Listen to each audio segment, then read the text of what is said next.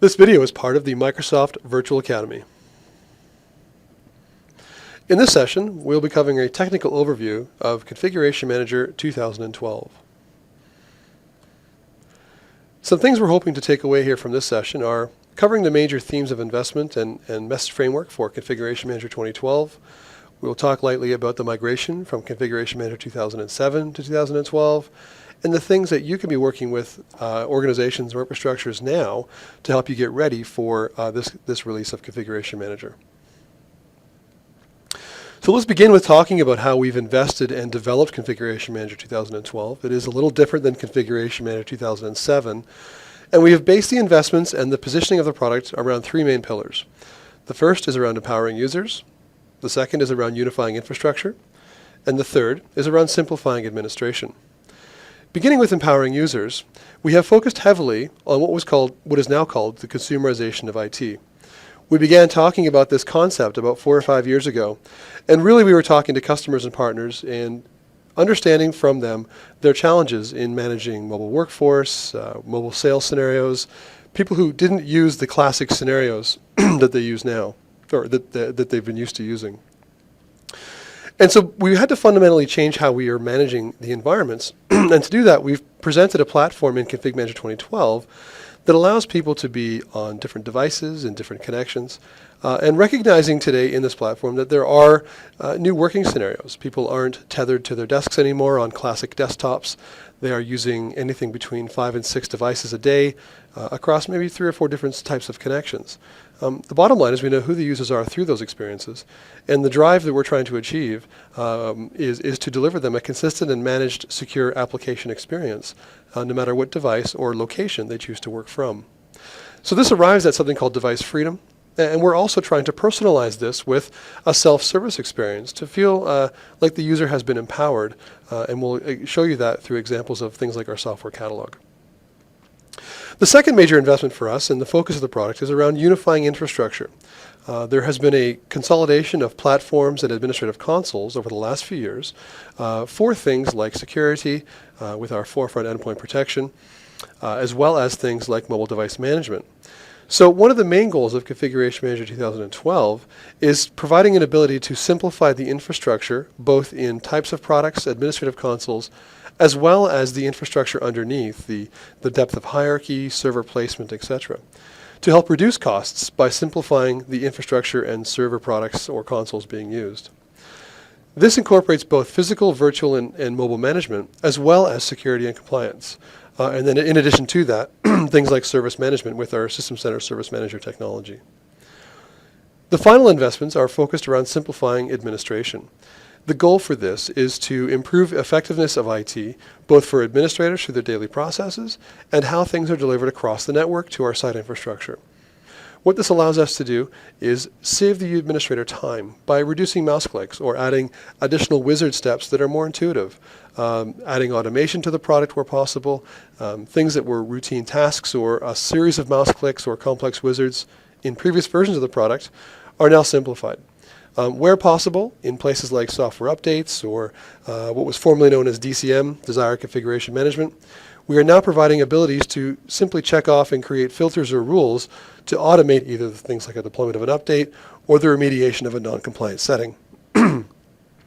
In addition, on the back end, something that benefits both our unification of infrastructure as well as our simplification of administration is our ability to reduce infrastructure complexity by picking up advanced reliance on things like SQL reporting services to improve content replication around the network, which includes things like bandwidth throttling, scheduling, and additional reporting. So we begin with talking about this concept of user-centric client management by simply presenting to you the differences between Configuration Manager 2007 and the 2012 release. In 2007, we were heavily focused on systems management, something we have done for over 15 years.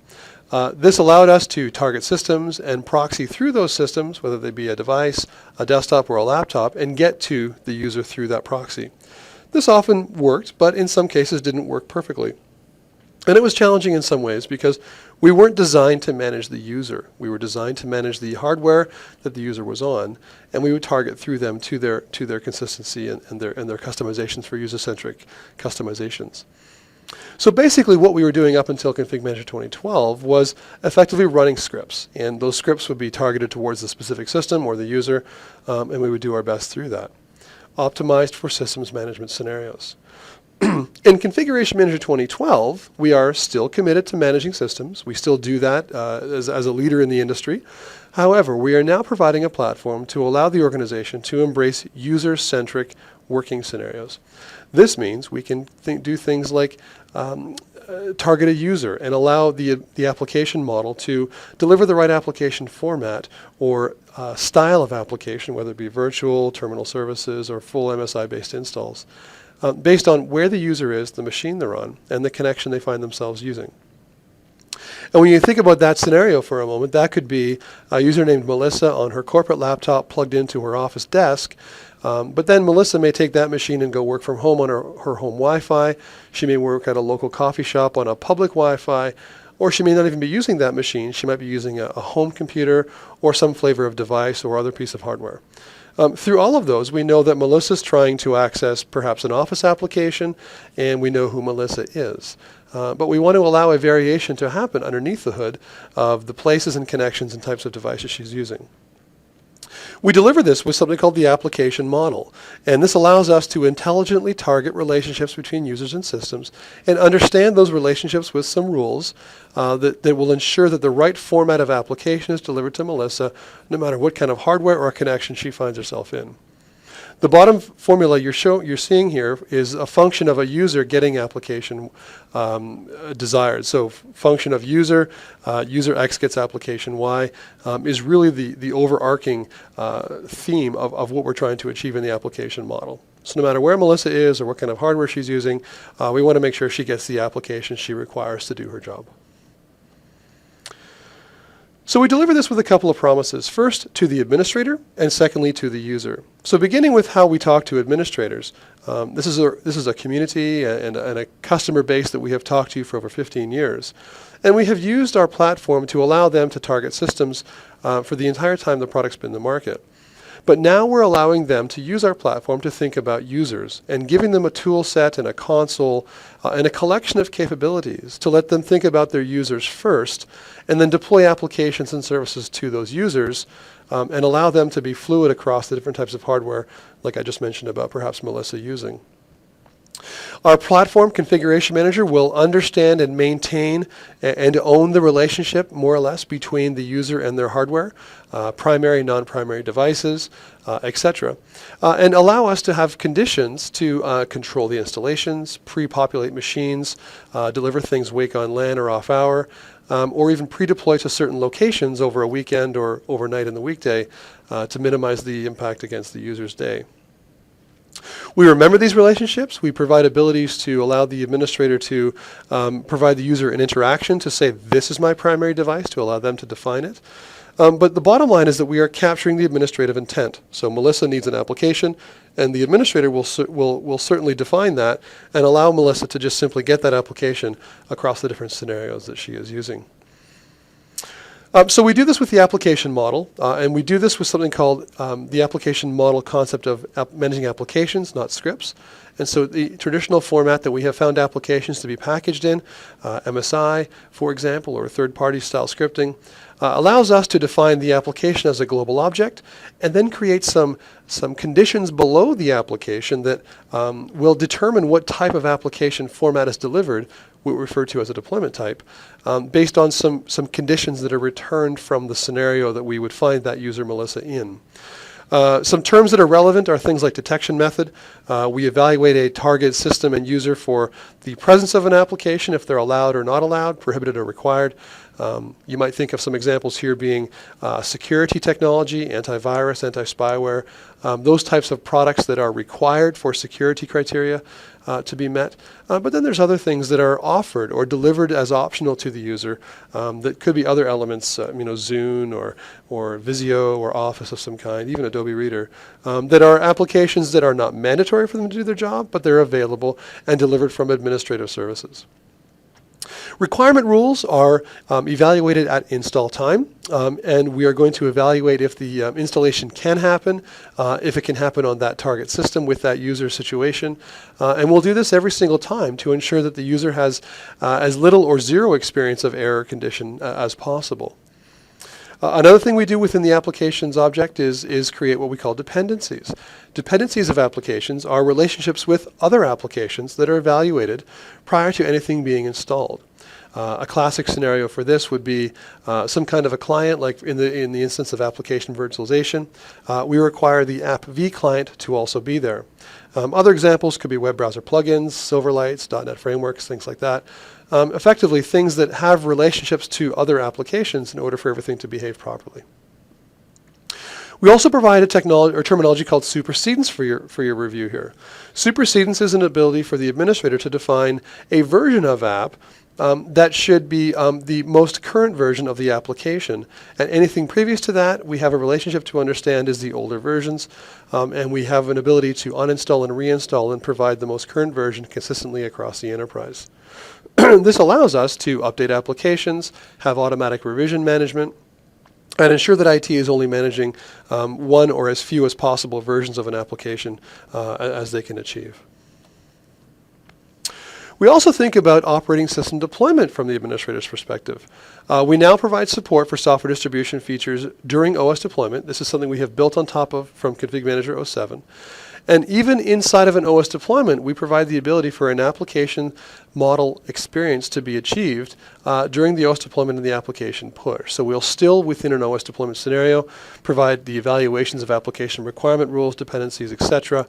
And we'll also be able to define through that OS deployment what's called user device affinity. This will allow us to say that this is Melissa's primary machine and these are the primary applications that she should have. So when we talk about user-centric client management, we also have to understand that there is a virtual experience that is becoming more and more present in the organizations we work with. This comes in a few different flavors. We heavily work with Citrix and their Zen Desktop or Zen Application or Zen App technology.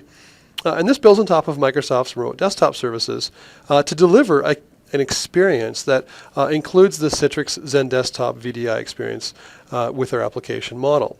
We still provide, even within this experience, conditional rules for things like the pool the VDI is coming from, the desktop type, whether it's pooled or personal, etc. We can gather inventory from that VM to ensure that we are providing the right application or not, etc. But effectively what we're saying here is that we are integrating with Citrix and their Zen Desktop or Zen App for presentation layer to provide additional scenarios for Melissa to work within. We also, within the virtual desktop experience, provide support to protect against what we call VDI Storm, where we have the randomization of schedules within VDI so that as VDI sessions come up and users are experiencing them, we are removing or randomizing certain scans or updates to ensure that the I/O and the processing of VDI hosting is not slammed by the activity. So when we talk about device management, user-centric client management, we're also talking about this from a device perspective. And this means that we provide an ability to have a single pane of glass to administer devices, whether those be Windows-based devices or non-Windows-based devices. We bucket this into two criteria. One is depth and one is light. I would summarize this in one simple statement. The depth concept of device management for us means that Configuration Manager will place a client on that target device and provide deep, kind of broad management scenario coverage, covering everything we would classically do against some kind of a hardware target. This is things like inventory, software distribution, remote wipe, settings management, etc. And this is classically based on WinCE and Windows Mobile Smartphone technologies that are currently in the market. The second portion of device management is what we call light management. And this allows us to provide basic management scenario support through an Exchange ActiveSync relationship to a connected device. And this includes not just Windows Mobile or Windows Phone 7, but things like iOS, which is iPad, iPhone, and even iPod Touch, because it has messaging on it, as well as things like Nokia, Droid, and more. This allows us to say and provide within our own administrative console a management relationship to those devices through Exchange for anybody who's connecting to the Exchange platform. So let's first talk about what depth mobile device management means. And this is effectively a consolidation of a few technologies. We previously had a technology called Mobile Device Manager, which was a separate product to the System Center family, even though it was branded System Center Mobile Device Manager. And we also had some device management feature set built into originally SMS 2003 as a feature pack, and then Core Inbox as a feature in Config Manager 07. So we've created an ability to condense and compress or consolidate those features into one product, or one console in the administrative experience, and also enhance their features, so that we can now treat devices as first-class citizens within our application model, for example. We're also enhancing some of the scenarios for enabling things like secure and compliant mobile device management, bringing us over-the-air enrollment, monitoring and remediating compliancy settings. These might be settings on the device itself, like an internet proxy or some kind of encryption setting. And we can also deploy or remove applications and query against the inventory on the machine, both hardware and software. And so that's depth device management. And really that's when we think about depth, that's really for us a parallel to what we would do classically on a PC. On the light side, the management, as I mentioned, is through Exchange. We use the relationship of the Exchange ActiveSync connection for those devices. It's a subset of the depth management scenario, but it does still provide great coverage for security, password control, applications, settings, provides us some inventory and discovery, as well as things like remote wipe. And all this is done through Exchange. So as organizations begin to see proliferation of devices in their environment, or they're seeing an increase range of types of devices, they are now going to have the ability through the Exchange ActiveSync relationship to control those settings from the Configuration Manager 2012 console. One thing to mention, their bottom bullet point is that this is supported for both on-premises and off-premises Exchange, Exchange 2010 in your data center, or as a hosted service. So that's the administrative side. We also have to mention about our end user promises, because I mentioned there are two sides to our user-centric client management commitments. So we've talked about the administrative promise of allowing them to think about the user first and use a collection of enhanced capabilities to define services for a user in the context the user finds himself in. Well, we've also, as a first approach in this product's history, provided an ability for the end user to experience our product in a way that the administrator has established control parameters around. We entitle this a fitting end user experience. There is a front-end experience called a software catalog, which is a web portal where you can search, install, request applications. The applications are presented there from the administrative console, so they're published to the catalog. There is workflow and approval process if required at a basic level. And users can choose and install software just like they're used to doing on their own machines, home or work, in a way they're used to doing it. So from a browser, doing a search and hitting an install. From that portal, from the catalog, we can also provide the administrator to the user an ability to say things like, these are the days and hours I work in the week, or this is my primary machine. These are my current application requests that I'm waiting for a response on. Or, for example, something called presentation mode that allows the balloon pops and suppression of alerts to happen during a presentation, like I'm in right now with this PowerPoint slide. We also provide some control over remote control settings, when they're allowed, what kind of experience the end user can have, etc. But the bottom line is we are front-ending our product with a user experience that allows them to have a controlled, yet very flexible user experience for getting applications and defining other services with IT. So let's take a quick look at the application model. And what you can see here is the administrative console for Configuration Manager 2012. And I'm going to browse into my software library. And you can see here that I've actually got the software library listed here. I've got my applications, my software updates, and my operating systems. I'm going to go into my application management section here. And when that expands out, we'll just show you the list. There's my applications. And you can see I have a list of applications presented to me in the console, much like I would see in Config Manager 2007. Some key points to note that are different here. We do have a different console. We have left the MMC console. So we now have a System Center consistent look and feel with the Outlook look and feel of the navigation spaces. And when I select an application, we also have a ribbon that changes dynamically with our selection across the top. So I've selected Office 2010 here, and you can see on the bottom I have a subset of information or properties of that global application. And here are my deployment types. You can see I have both an application virtualization format as well as an MSI format. And then I also have a tab called Deployments. Deployments is a new term that replaces the term advertisements. So if you're used to seeing application advertisements in your console, those are now called deployments. Going back to the deployment types, I had two that I had mentioned there, and I can actually go to my top administrative ribbon and select my global conditions view and show how I have different application formats, like I mentioned, virtualized and MSI, and the different types of rules the application model will be looking for and querying when a user requests an application from the portal. You can see here that I have a requirement called a corporate asset tag.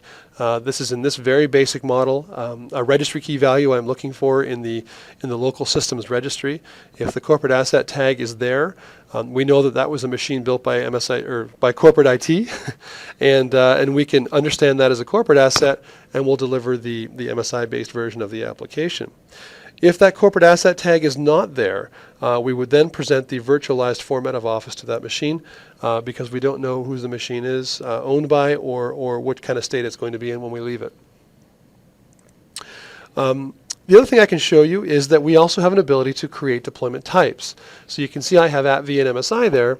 I can also select a ribbon experience called Create Deployment Type that allows me to define the different types of deployment types that I could deploy. You can see Windows Script, @v, MSI, and even the Nokia sys or jar file formats. If the Citrix extensions are installed, you would also see the Citrix Zen Desktop presented here that would allow us to have a deployment type that redirects off to Citrix and presents the application through a remote desktop experience. So I'll just cancel that out now. And so that's the application model. If I jump into the properties of the application, and I'll just go down to my properties here, and I'll bring up the properties pages for this Office 2010 application. Again, this is a little different than Configuration Manager 2007. Some tabs that are worth mentioning are the Catalog tab. This is the tab that we populate the information that would go onto the software catalog web page, and we can put in links and documentation, etc., for the user to look for and gather more information about the app. There are the deployment types. You can see them listed here. They are a subset of the global application object. Things like supersedence can be defined here as well. So there's all kinds of different things we can define at this level. I won't spend any time going down into the @v and MSI formats because we have some other sessions within the Mobile Academy around those specific topics around application management. Finally, I'll finish by showing you the application catalog, the software catalog. This is a web-based experience where the user can browse to on an intranet. You can see in the top right side that it knows who I am. I'm currently logged in as administrator. I can do things like a simple search, and I can look for maybe document editing, for example. And I don't have that defined. Let's just look for Word. And you can see their Office Professional Plus comes up. Down the left side I have some categories. I can select things like document editing, for example. And document editing is a category I've defined as an administrator. And that category will show me, if I just remove my search criteria, I'll select my document editing catalog category. Bit of a slow response here on my browser. And this will create a subset filter of the applications that have been tagged with those categories. You can see I've got OneNote, Office Visio, and the full Office Professional Plus. Now, at any one time I select these, I can hit the Install button on the bottom right side, and that will commence the process of the application model validating who I am, etc. So that's the application catalog, and you can see there's other tabs, my app requests, my devices. If I go back to, I think I have a demo here I can show you of all of my applications. If I go down to, let's just pick one here that I've got approval requests on. I think my Zune is requiring, yeah, you can see requires approval column on the right side saying yes. And this is just an example to show the workflow. If I select the Zune application, the install button turns into what's called a request. That request gets submitted back into the console, and if I jump back to my console, you will see I have an approval requests navigation experience that allows me to see the current application request list, the user, the status, the date it was modified, and by simply right-clicking those, I can approve, deny, etc. If I approve that or deny it, I have an ability to put in a custom message or a phone number or some kind of a text experience to provide the user with additional information should they need that. So that is a very brief overview of the application model, and we'll be coming back to that in future sessions. Moving to the second part of our product's positioning, I want to spend a little time talking about the unification of infrastructure. This is collected in a few ways. First, we talk about the administrative experience being much more unified, much more simplified, and using a far richer console. You just briefly saw a demonstration where I was in the console. It has a common look and feel now across System Center products. It has more improved search, discoverability capability, and provides things like a support of a security model, which we call role-based administration, to allow the administrator to only see what's relevant to them. In addition, we've simplified the navigation. So in the past, our MMC console experience had a fairly kind of randomized left navigation experience of capabilities. They're all now grouped, like I just showed you.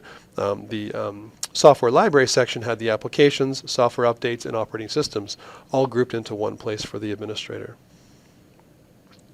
So one of the things I mentioned is an ability for us to have a new security model, and the console provides us an ability to deliver to the organization something called role-based administration.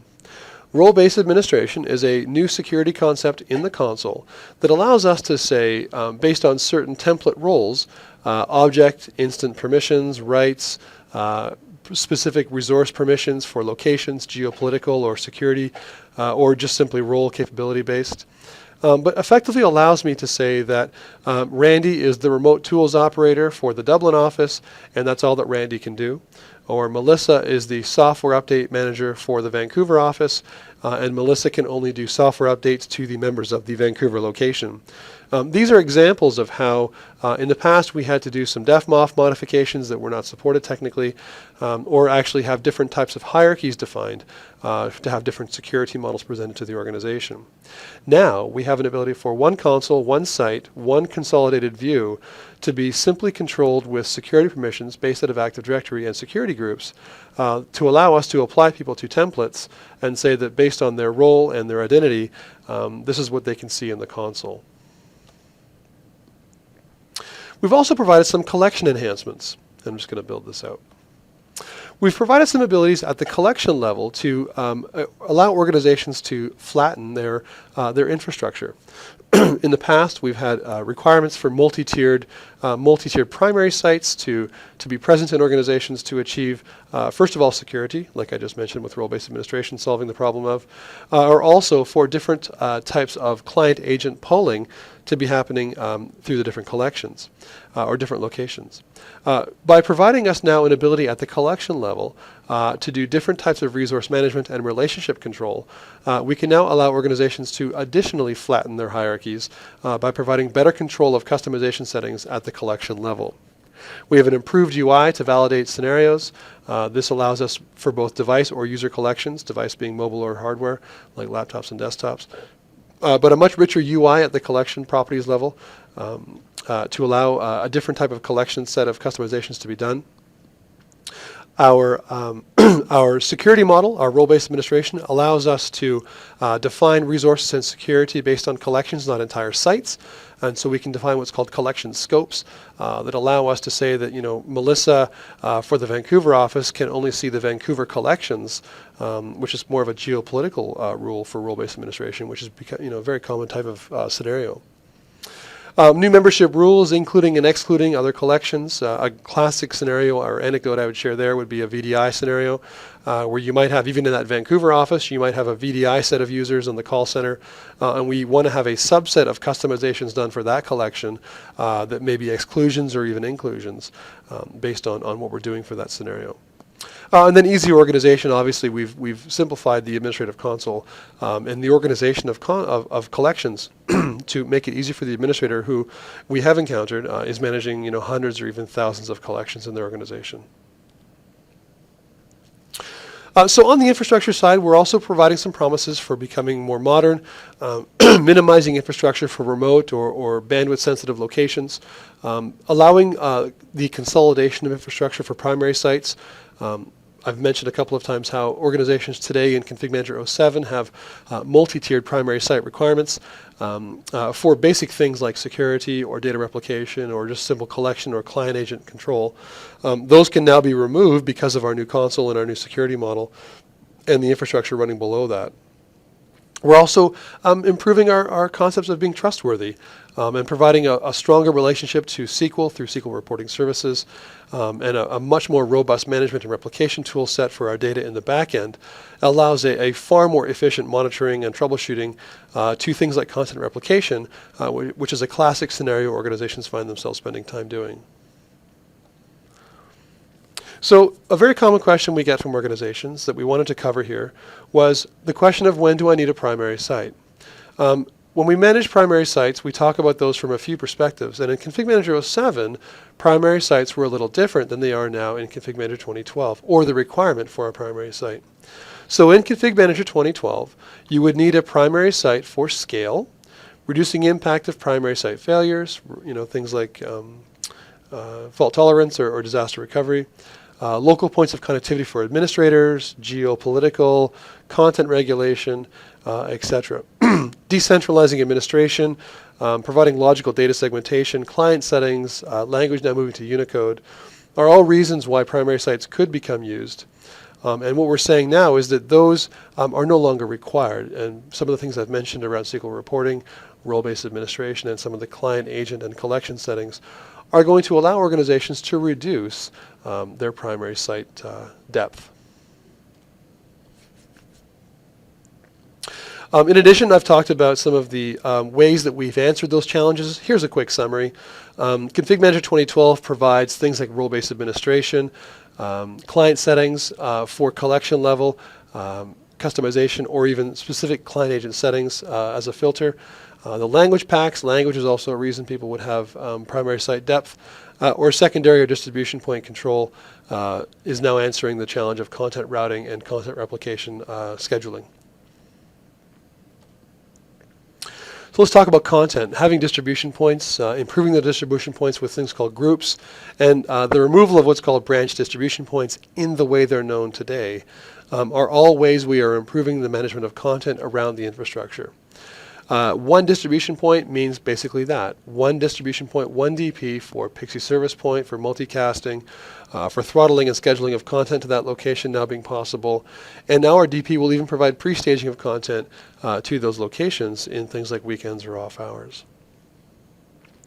Improving our distribution point group capabilities, we are now providing the ability to manage content distribution to individual distribution points or groups of distribution points, and then managing content automatically to and from those distribution points based on things like group membership. So you might have a localized application or a line of business application or even a language-based application that may be added or removed from locations based on certain criteria, user migrations, etc. And we've now got that ability built into the product. And we can associate distribution point groups to collections to automate client content staging to those locations. Distribution points can now also be installed on clients as well as servers. Now, we don't get everything when it's on a client. There are some limitations to what a client OS can do. But the concept in the past of a client being a branch DP has changed. We're now bringing the client OS category into our DP list to allow a client OS to act as a distribution point in some locations. All of these top three levels of summary, are designed at simplifying the infrastructure and providing a unified or consolidated view of the server hierarchies to simplify many things, not just troubleshooting, but also hardware. So a little bit about boundaries. Boundaries are representing network topology. They're used to optimize network utilization, to help in search, to help in site assignment, to help in the delivery of policy, and as well as that, they are used to find the most proximal distribution point or something we call a state migration point that's used during user migrations and OS deployments. We now have an ability to define separate boundaries for client activities versus the content they were on. And so one of the biggest areas we had to improve was the way a boundary behaved. And you can now use boundaries to do some of these things. Boundary management, a quick summary there for you. Automatically created with forced discovery. So as you're doing your Config Manager 2012 install, the boundaries are defined through that process with discovery. We can discover AD sites, IP subnets, as well as things like IPv6 prefixes. In the past, we couldn't do all of that. We can automatically add boundaries immediately or add them later. It's not one thing that's etched in stone at one point in the process. So as organizations change or kind of evolve their networks, we have an ability to pick up those and add boundaries, either in increasing or decreasing scale. And boundaries can be members of one or more groups. And so groups support site assignments, lookups, policy delivery. We can create create groups with boundaries in a very simple wizard step. We can add boundaries to an existing group, change them, remove them. The bottom line is we have simplified what we call boundary management significantly. So finally, we want to spend some time talking about simplifying administration. And this is a fairly important one because of some of the things we've been told in the past by corporations are that we are administratively overhead focused. We have a lot of complexity to our product, both in deployment and daily management. And so we want to highlight some things now that are specifically focused on answering those pieces of feedback. The first is improving client activity and client health. We have had client health in the past, but through some integration of the Ops Manager 2007 technology, we have radically improved the client activity or client health management inside of Config Manager. We provide server-side metrics for evaluating client activity.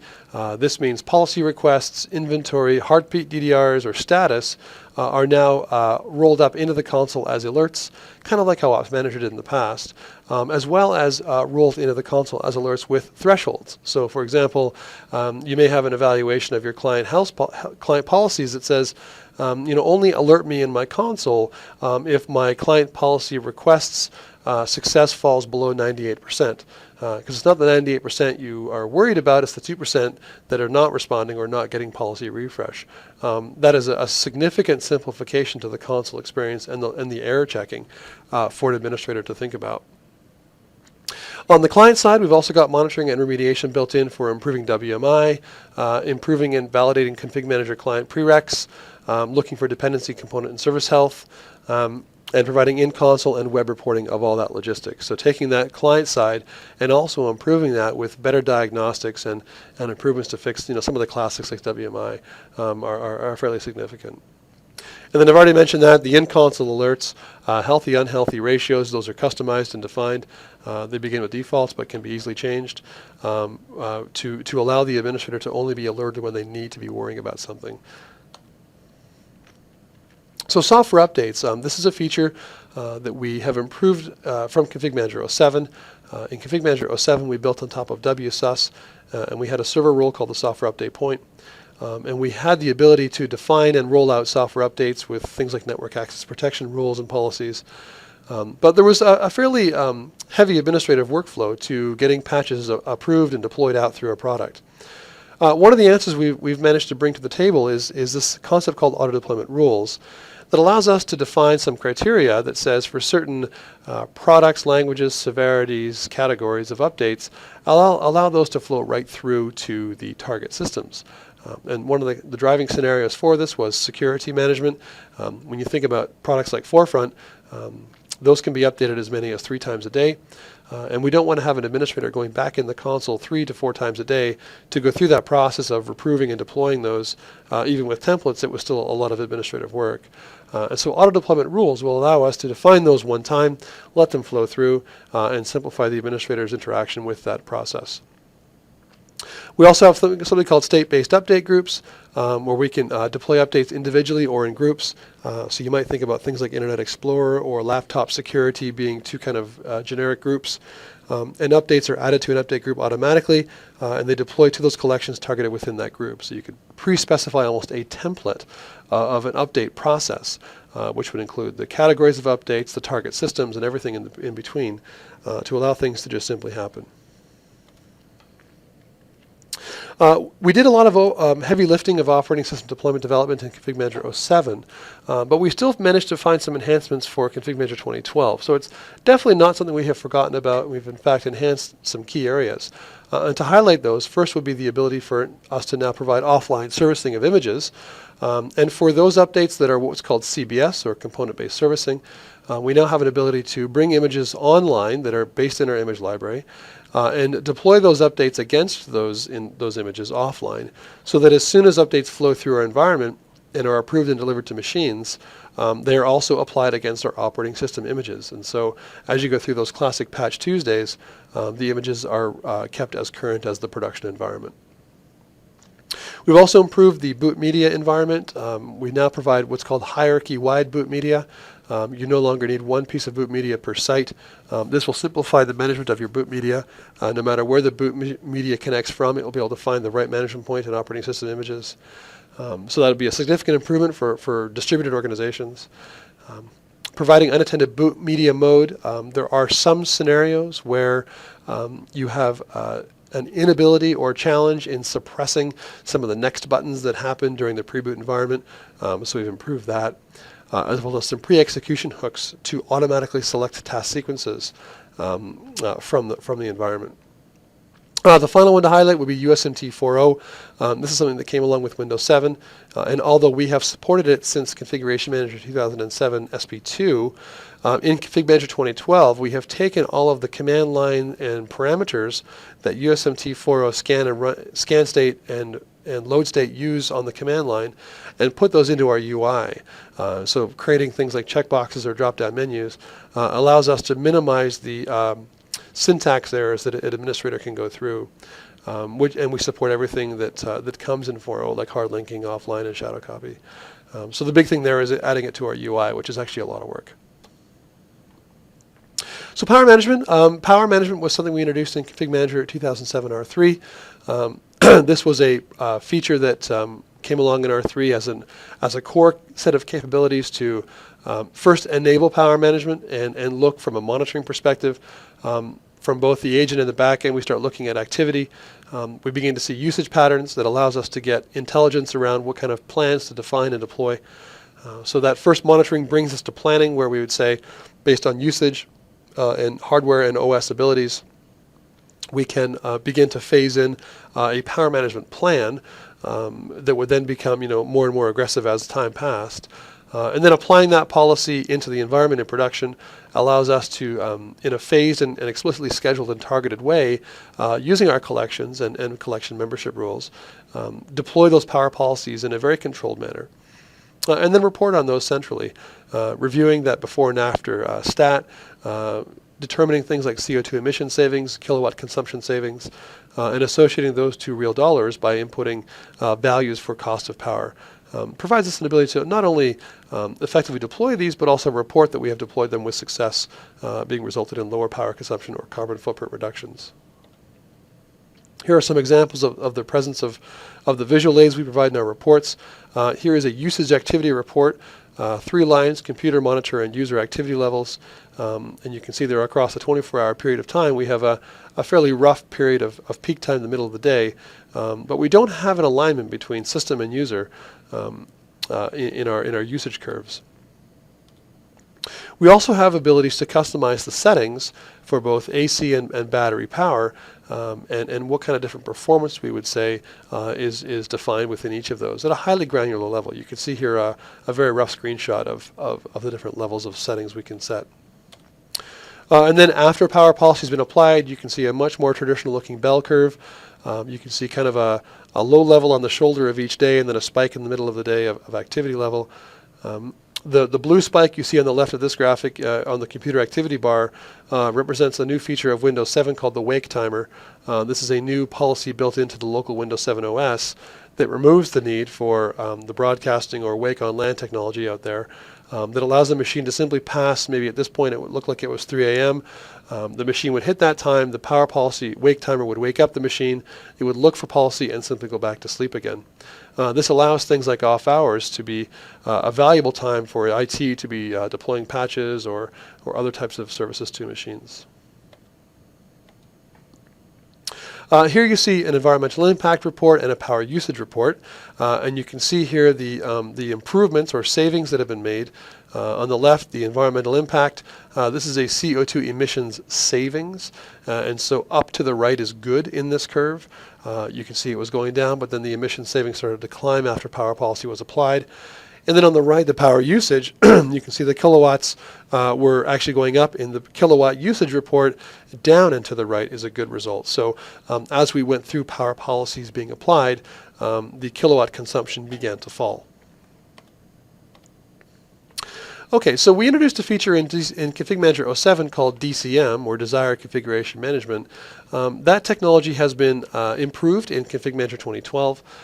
We now have a feature called Settings Management that allows us to effectively take those CIs and baselines and use those as we use them in Config Manager 07, but we now have an ability to set those to a desired value and allow those to be auto-remediated. And that can be done either at a CI level, maybe a firewall port or something of that nature, or an entire baseline of settings, maybe laptop security. And that laptop security baseline would have in it some firewall settings, an application presence, etc., Internet Explorer zones for security definitions. And all of those things can just simply be remediated in a way that you would usually see things like group policy being used. The bottom line is that we're simplifying the ability for an administrator to define a value, a collection of values, and at either a CI individual value level or a collection of values, we can allow those to be simply reestablished and left as make it so, remediate these back to their desired set. Remote control is something that was in SMS 2003. It was actually deprecated to a certain level in Config Manager 07, and we have brought it back. The reason it was removed from Config Manager 07 compared to what was in SMS 2003 is because there were some use case scenarios of that feature where an administrator and an end machine that was being remotely managed could be disconnected in a collection of ways, either incorrectly being disconnected from, loss of connectivity, or some other kind of way that things could happen in that process. And the end target machine that was being remotely managed would in fact be left unlocked and left open. In the context of what that remote administrator was using security levels of. And so what we've done now is we've brought this feature set back. Remote control is now there. The ability to remotely send control-alt-deletes to a target system is back, so we have achieved parity at the basic level. However, we have greatly improved the certificate and security management of that process, as well as additional guidance and documentation, right down into things like our role-based administration in the console to ensure that this is done as securely as possible by the organization. Migration. One of the biggest areas we have focused on is assisting organizations from getting from Config Manager 07 to Config Manager 2012. And this is broken down into a collection of steps, assisting with migration of objects from 07 to 12, assisting with the migration of the managed clients, not hammering the network while this happens, and then also reusing hardware where possible. And at the same time, through all of that, if we can, we want to assist as much as possible in flattening the hierarchy. And we talked earlier about the unification of infrastructure, and by providing some features, we are now providing the ability to decommission or reprovision boxes in remote sites. So we have some migration technology built into Config Manager 2012. We have some migration job types that allow us to look at an 07 environment and do things like object migration. This would be done at things like collections, packages, boundaries, rules. And we can also create what's called collection-based migration. We can simply select a collection and migrate the associated objects of that collection in a very controlled and scheduled fashion. We've also assisted in the content being migrated from a site to a Config Manager 2012 site. And what I'm talking about here is getting applications and users who are touching those applications across to 2012 as seamlessly as possible. And one of the ways we've achieved that is through something called distribution point sharing, which allows a Config Manager 07 distribution point to actually participate in a Config Manager 2012 hierarchy from the perspective of content distribution and content management. And then when that location is ready, we can move that distribution point up to Config Manager 2012. We also provide the ability to import 07 MOF files from an inventory perspective. So if you're looking for legacy or historical data, that could be remaining consistently available. System requirements. Obviously, there's a heavy relationship here to Windows. And so as the Windows supported platform evolves, you will see an evolution of our supported platform list. And you can see down the left side the component or the actual capability we're talking about, and then the requirement for system level on the right side of this table. The components are things like site server and system role, database, DPs, clients, and admin console. And then down the right, you can see the breakdown of all the OSs that we have abilities to support at those levels. We won't go through all of that, but that's simply a table for your reference. So part of this is also assisting in the migration from 07 to 12. And as we talk to customers through this process, we want to ensure that they have as much information as possible ready at their fingertips when they make the decisions about processing of purchases of servers, defining SQL definitions for architectures of SQL database, either in distributed or clustered organization sizes, as well as things like that are fundamentally in organizations' decisions right now, 64-bit. We also have some dependencies we can improve organizations' performance with. Things like branch cache was a significant improvement that came in Windows Server 08 R2. And branch cache is a huge feature that allows us to have built-in support beginning with Config Manager 07 SP2 to drastically reduce the bandwidth utilization that some of our services can take up in a unicast kind of way. Moving from web reporting to SQL reporting services, one of the kind of anecdotes we're saying out there is if you don't know the SQL guy in the organization, get to know him now. SQL is going to become extremely important to us in 12's timeframe, and will ensure that we have far more robust troubleshooting and management and replication technologies working in our favor. Some other advice we can give organizations today is avoid mixing user and device and collections. Begin to think about your collections in new ways and in ways that Config Manager can actually take advantage of those collection definitions or those definitions of relationships. And then get off of local paths. Stop using things like a drive letter, and wherever you can, start using UNC pathing, because that's something we're going to be looking for in very small spaces like a package source, which could be in hundreds of instances for an organization. So just to wrap up, some things you can do next. You can download the betas, the VHDs, and access our labs at these links. We have a program running, which is called the Community Evaluation Program, and you can join that through the Connect website. It's free. You can follow us on Twitter using the hashtag SysCenter. We have a very active blog, blog.technic.com/systemcenter. And our corporate website, you can simply browse to microsoft.com/systemcenter, and you can look at all that information up on those pages. So that's it for us in this session. Thanks for joining us for a technical overview of Config Manager 2012. This has been brought to you by the Microsoft Virtual Academy.